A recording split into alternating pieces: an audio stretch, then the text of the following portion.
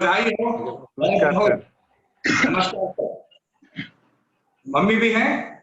ठीक है। हाँ, मम्मी भी। तुम बैठे रहो। नमस्ते मैडम, बधाई हो बहुत। नमस्कार सर। तुम्हारा पहला इंटरव्यू है? हाँ जी, पहला इंटरव्यू है इनका। हर काम कभी न कभी पहले किया जाता है, तो इट्स गुड टू बिगिन। कहीं नर्वस की कोई जरूरत है नहीं, बी वेरी इजी। अब बस स्टार्ट कर देंगे और फिर इसको हम लोग देखेंगे सभी लोग। सवाल तो तुम्हें मिल गया है ना? अगर ठीक है, we can start Madhavan. Yes, start कर सकते हैं। नमस्कार, मैं हूं विजय कुमार, साइकोग्राफिक सोसाइटी रांची। और आज ये सौभाग्य की बात है कि हम लोगों के बीच अविरल हैं, उनके माँ और पिताजी हैं। अविरल की खास क्या है? इस मंथ के सबसे ब्लॉकबस्टर रिजल्ट उन्हीं का है। एनटीएससी झारखंड में he is a topper of Jharkhand with 185 marks. अविरल, पहला सवाल ये बताइए, जब आपको मार्क्स पता चला और ये पता चला तो कैसा फील हुआ और किसने आपको जानकारी दी रिजल्ट की? पहला सवाल यही है, आपको किसने बताया? दरअसल जिस दिन रिजल्ट आया था उस दिन मुझे पता नहीं चला था। मेरे एक दोस्त ने मुझे व्हाट्सएप, अविरल तुम फर्स्ट आए हो। उसके बाद फिर मैंने चेक किया तो मुझे बहुत खुशी हुई और मुझे उम्मीद नहीं थी कि मैं फर्स्ट आ जाऊंगा। मतलब टॉप 10 में आने की उम्मीद जरूर थी पर फर्स्ट का उम्मीद नहीं था, तो बहुत खुशी हुई उस समय रिजल्ट देख के। ओके ओके, ये बताओ कि मिठाई सबसे पहले किसने खिलाया, मम्मी ने या पापा ने? मिठाई आई कि नहीं आई थी? 5 तारीख की रात को रिजल्ट आया था, लॉकडाउन चल रहा है और एनटीएससी झारखंड का टॉपर, बड़ी बात है। मिठाई मिली कि नहीं मिली? नहीं, खीर बनाया था मम्मी ने घर पे ही और मिठाई भी घर पे बनाया था उस समय। ओके ओके, अविरल बहुत बहुत बधाई तुमको। एक बड़ी यात्रा की शुरुआत हुई है और you are chasing the legacy जो रांची में टॉपर्स की है। मैं ये जो इंटरव्यू प्रपोज किया हूँ, बेसिक पर्पस है कि तुम्हारे जूनियर्स इससे कुछ सीखें। और तुम्हारी बात तुम्हारी माँ और पिताजी ने बता दिया है कि भाई अविरल को लगता है कि सेकंड स्टेज तो बाकी है, डेफिनेटली बाकी है, डेफिनेटली बाकी है। हर छोटे छोटे अचीवमेंट को सेलिब्रेट करते हैं और लर्न करते हैं। तो मैं ये चाहता हूं कि तुम एक बार बता दो। पहला सवाल है, ये जो एनटीएससी के एग्जाम है, एग्जाम पैटर्न क्या है? What is exam pattern of NTSC?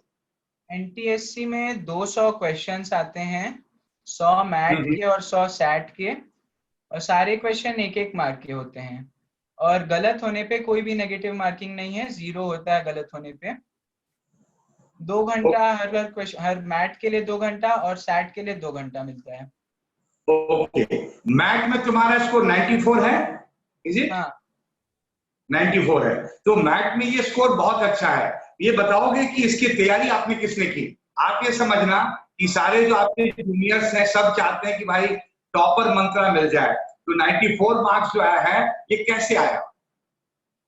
हमारे स्कूल में मैथ के लिए अलग से क्लासेस होते थे, वहाँ टीचर्स हमें पढ़ाते थे, अलग अलग ट्रिक्स बताते थे।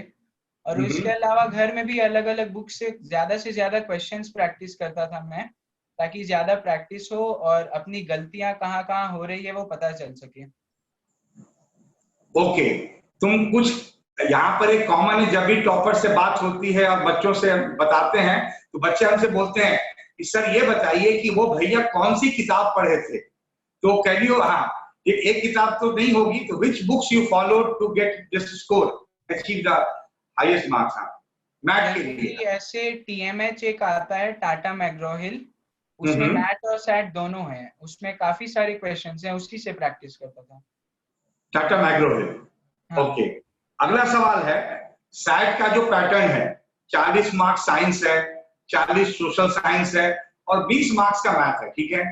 ये तीनों सब्जेक्ट अलग अलग हैं, तो इसको बैलेंस प्रिपरेशन कैसे किया तुमने? How did you prepare this तीनों सब्जेक्ट को? क्योंकि नॉर्मली सोशल साइंस किसी कंपटीशन में नहीं है। तुम पहले भी जो साइंस ओलंपियाड में अच्छा किए होगे, तो सोशल साइंस वहां नहीं था, तो सोशल साइंस और साइंस की तैयारी कैसे की तुमने? साइंस जनरल साइंस स्टूडेंट का अच्छा ही होता है, साइंस और मैथ्स। सोशल साइंस पे थोड़ा ज्यादा ध्यान देना था, तो एनसीईआरटी को पूरी तरह अच्छे से रीड किया और ज्यादा से ज्यादा क्वेश्चंस प्रैक्टिस करने का ट्राई किया ताकि फैक्ट पता चल सके जो नहीं दिया हो बुक में, और उसी के द्वारा मैथ्स में भी ज्यादा से ज्यादा क्वेश्चंस प्रैक्टिस करना था बस, और एनसीईआरटी को बिल्कुल अच्छे से रीड करना था। एक और क्वेश्चन है, is NCERT sufficient for science and social science to crack NTSE? ध्यान से सुनना, क्या साइंस और सोशल साइंस के लिए एनसीईआरटी जरूरी है? ये क्लियर है? क्या ये सफिशिएंट है या और कुछ करना पड़ेगा? में जनरली खाली 9th और 10th से नहीं आता है, थोड़ा बहुत 7th 8th से भी आ जाता है, तो उसको भी थोड़ा बहुत ज्ञान होना चाहिए 7th 8th क्लास के भी एसएसटी का। और साइंस में 9-10 तक रहता है, थोड़ा सा और हायर लेवल का रहता है, तो उसके लिए ज्यादा क्वेश्चंस प्रैक्टिस करना पड़ता है, अलग अलग टाइप्स का क्वेश्चंस।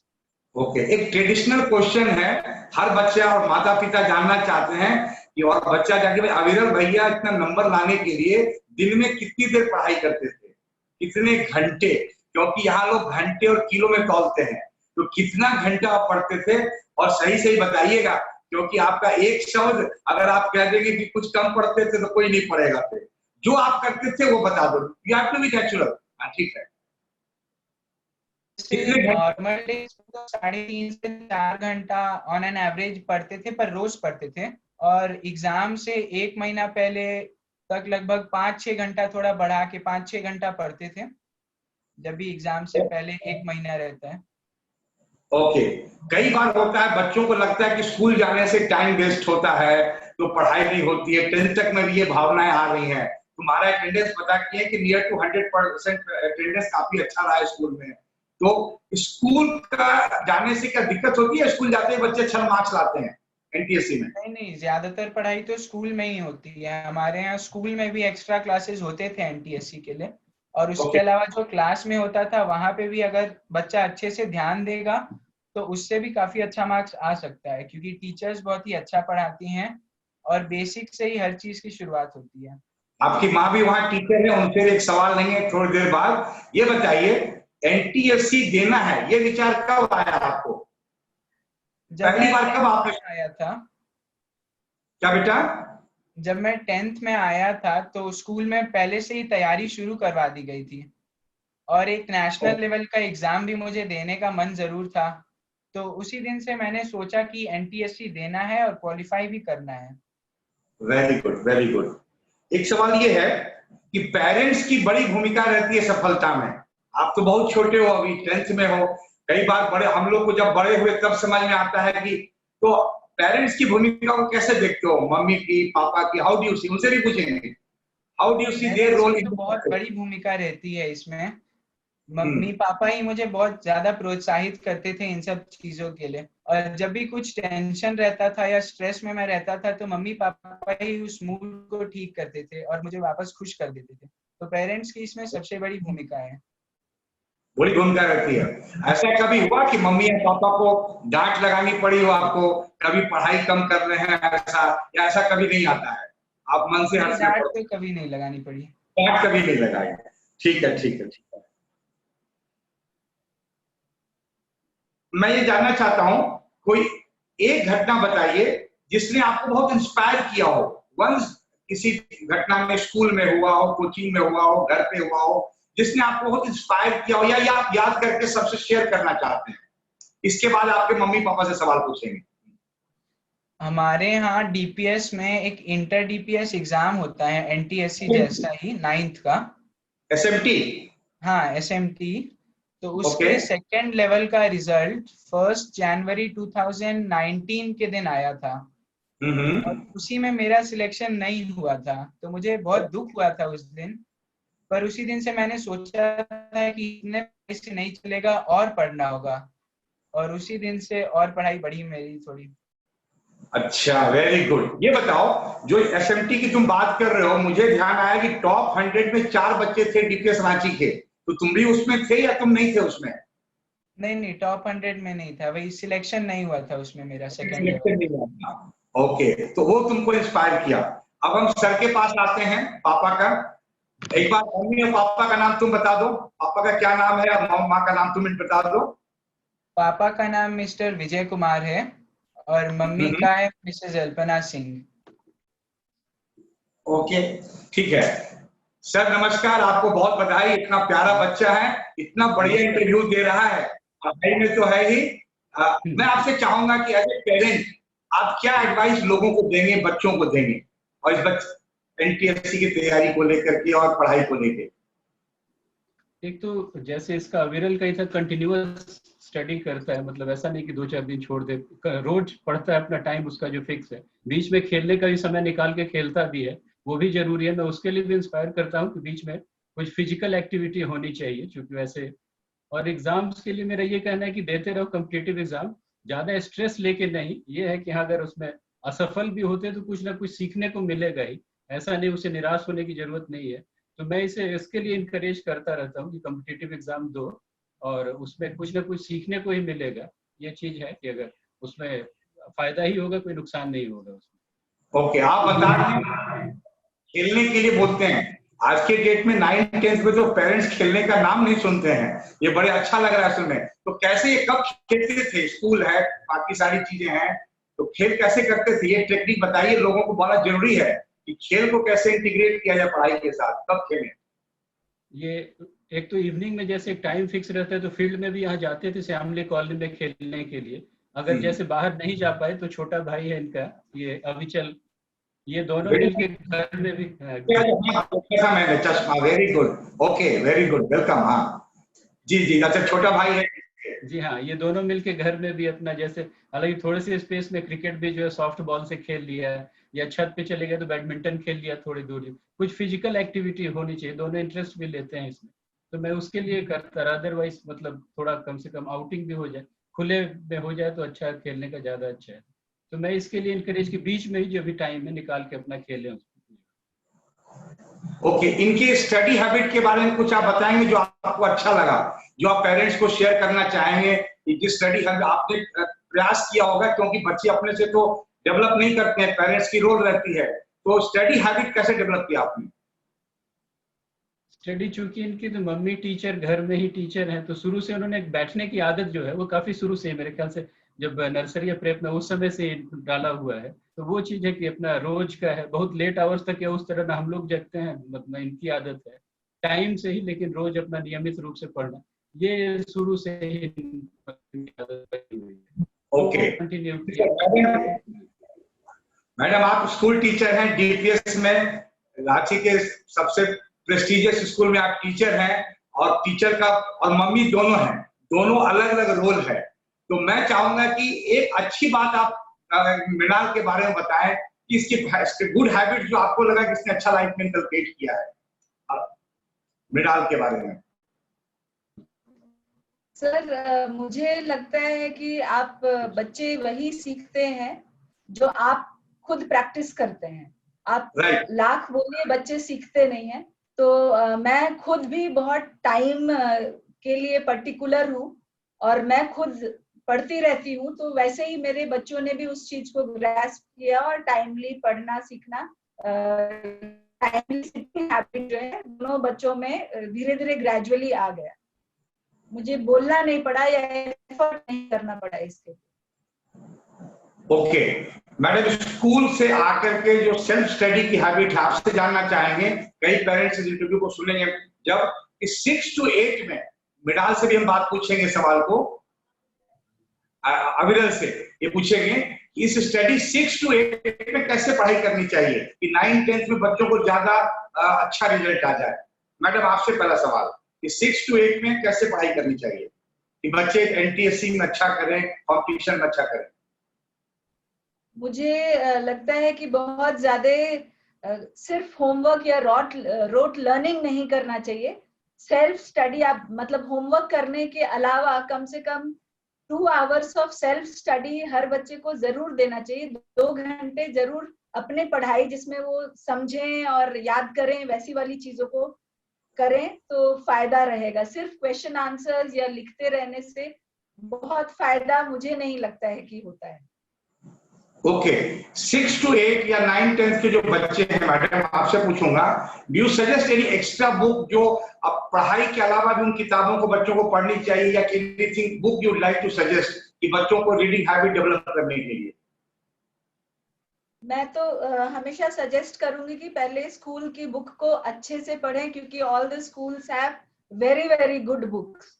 पहला शुरुआत हमेशा उससे करना चाहिए, and once you think you have covered the entire thing, तो फिर आप एक्स्ट्रा बुक्स ले सकते हैं। जैसे एस चांद की बहुत सी अच्छी किताबें हैं साइंस में, वैसे अलग अलग भारतीय भवन पब्लिशर्स की भी हैं, सोशल साइंस में काफी अच्छी किताबें हैं।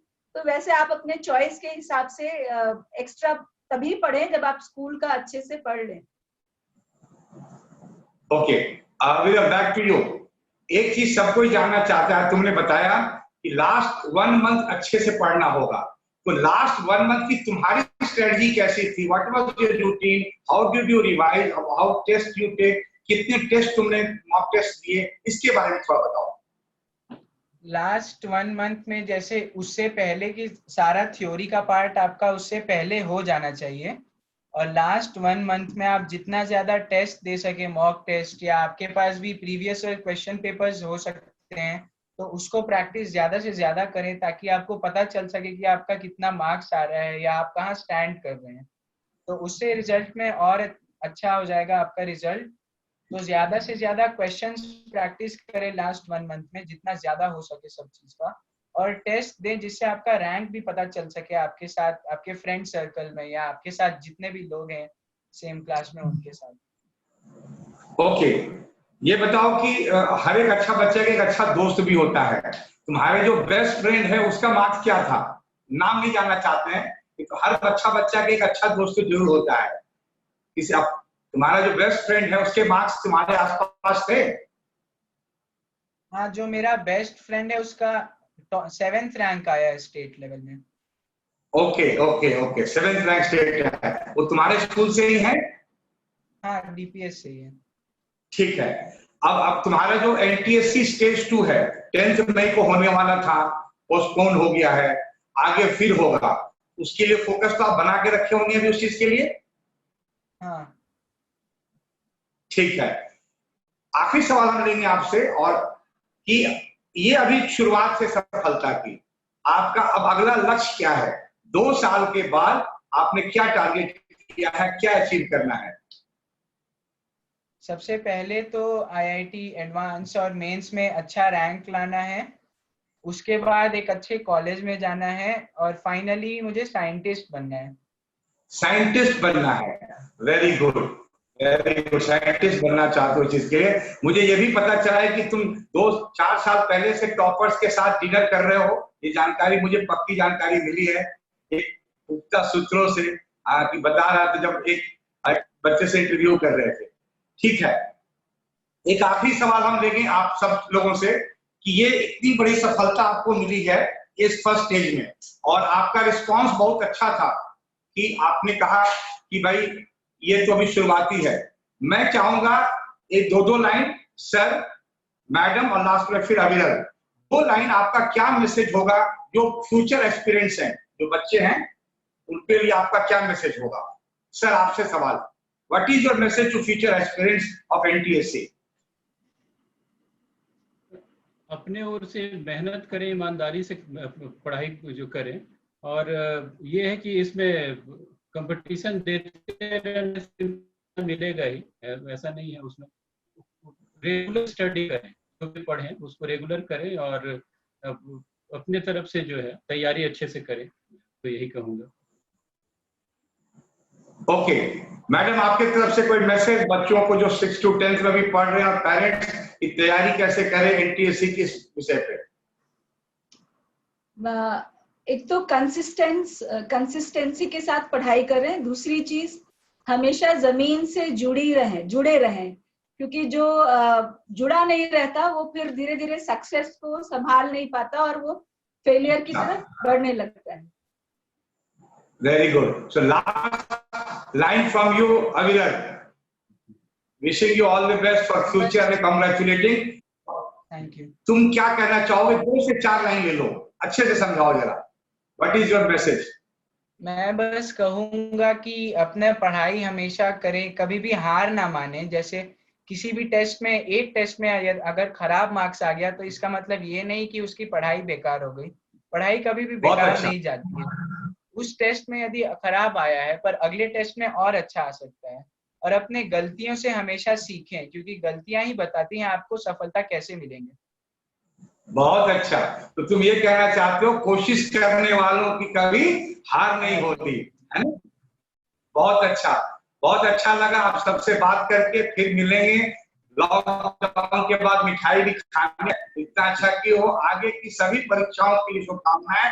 और मैडम ने जो बात कही उससे कंक्लूड करूंगा कि जमीन से जुड़े रहना है, और इधर सबने भी कहा कि रेगुलर कंसिस्टेंटली पढ़ाई करना है। आपको बहुत बहुत बधाई और शुभकामनाएं। मैं हूं Vikas Kumar, psychographic society, career counselling centre Ranchi. Thank you all of you. God bless you all. Thank you, sir. Thank you. Thank you so much.